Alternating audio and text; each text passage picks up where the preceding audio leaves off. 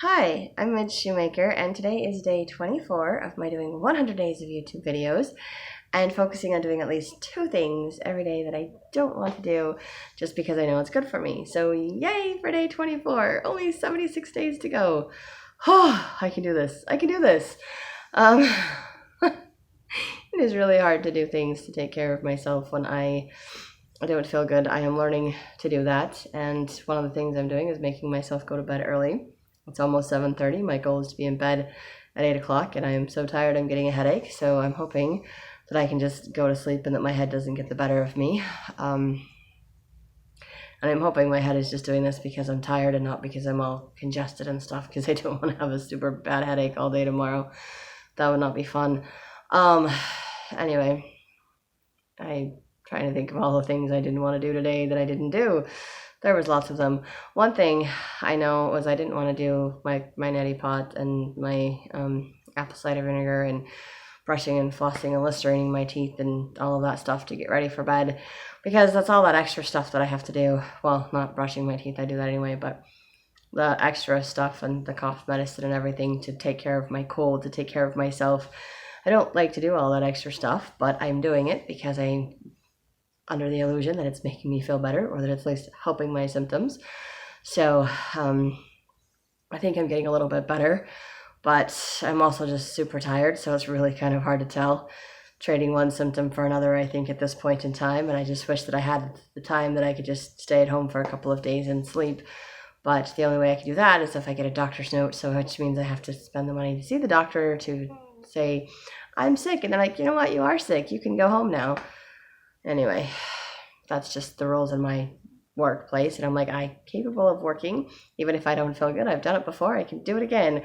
That's my attitude, and I just make myself barrel through it, which I'm not sure that's the best thing to do either, but that's what I'm doing.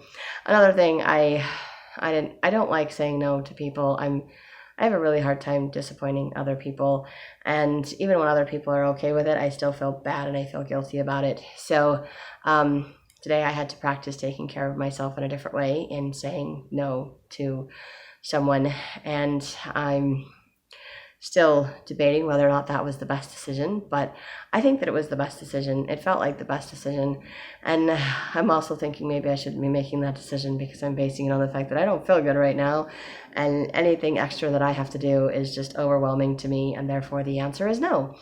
My answer might have been different last week, and my answer might be different next week if I feel better, but my answer today is absolutely not.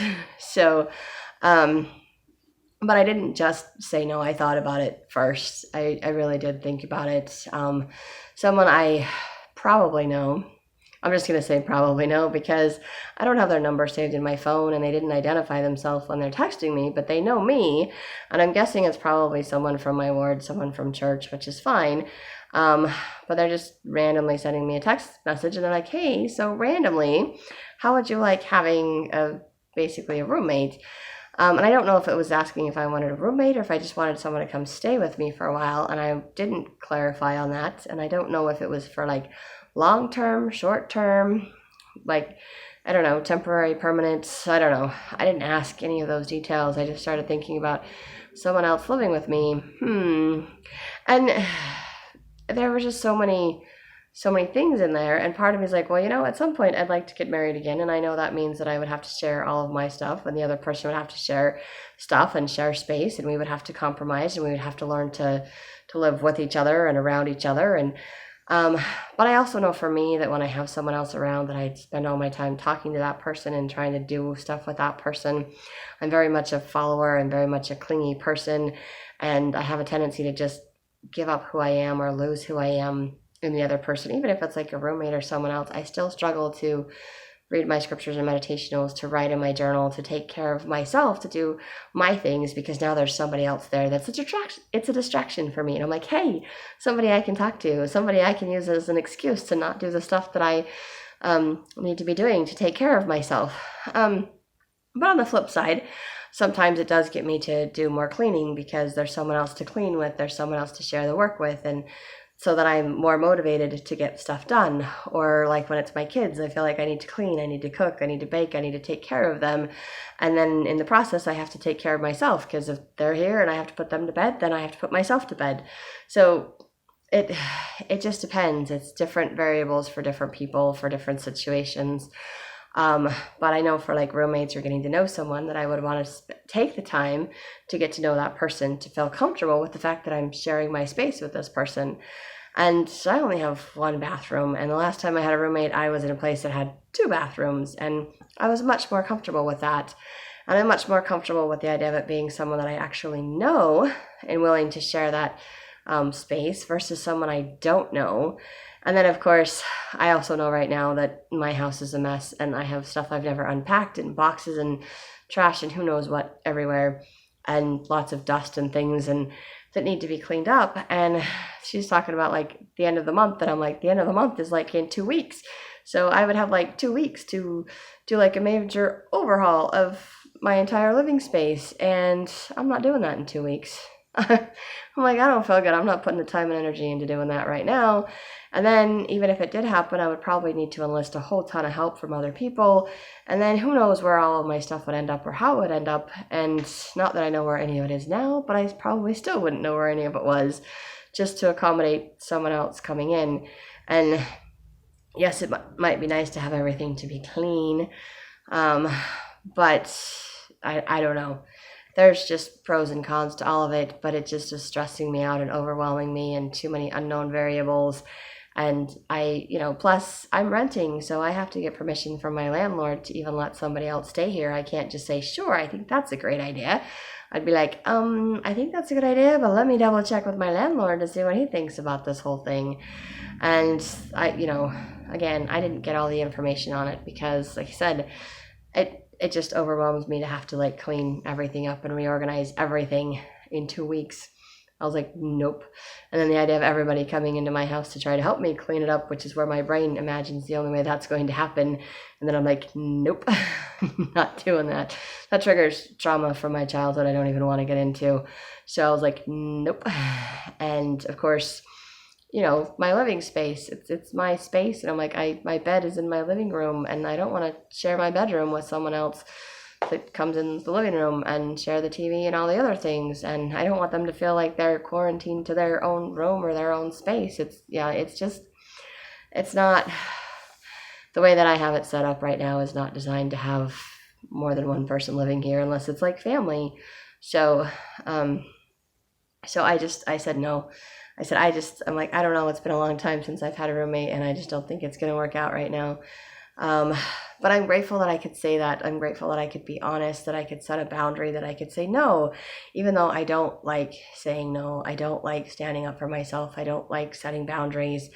And of course the person responded back, okay, no worries, like no big deal. And I was like, okay, I hope they really mean that it's no big deal. And the craziest part is I'm like, I don't actually know who it is that's texting me, but I probably know them. Like if I saw them in person and we're talking to them at church, I would know who they are. But like I said, I don't have their name saved in my phone, so I don't recognize the phone number. So I'm not sure which person it is. So I'm like, okay, I hope they really mean that it's not a big deal, because I will probably run into them again. And yeah.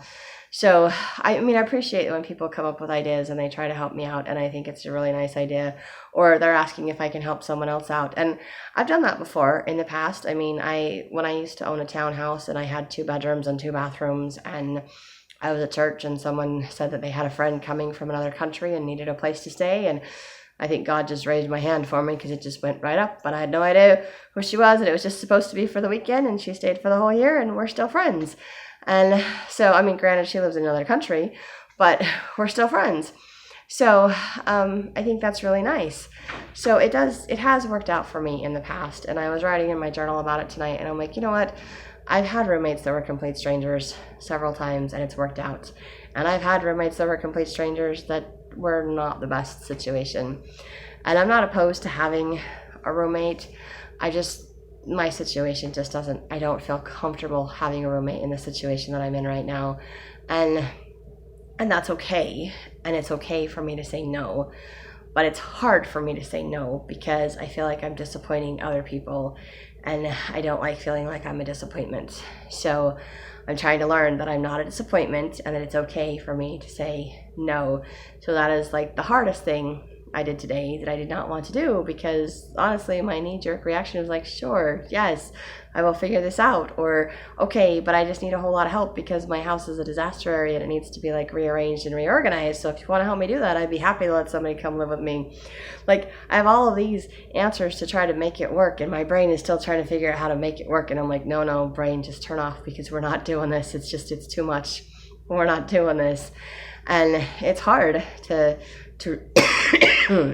excuse me, to redirect my brain and be like, nope, we're not doing this. And it's okay. It's okay. I wish excuse me. That's my body telling me I'm done talking. I seem to be fine if I don't talk for too long, and then I start talking and then I just start coughing. So I apologize. See, I stopped talking and I'm fine. Anyway, so my don't things that I did today that I didn't want to do, was saying no to someone, and to not do any extra stuff after work that I wanted to do, and to make myself take my medication and go to bed early today. And I know that's not a lot. Plus, I'm making myself make this video, and I am not making my weekly video that I know I need to make because I can't talk that long. I can't do it tonight. So hopefully I will feel better and do it tomorrow. But that is all I have for today. So if you like these videos, you can hit like, subscribe, share with someone else if you think they'll like it too. And I hope you have a great day full of gratitude, and maybe do one or two things you don't want to do just because they're good for you.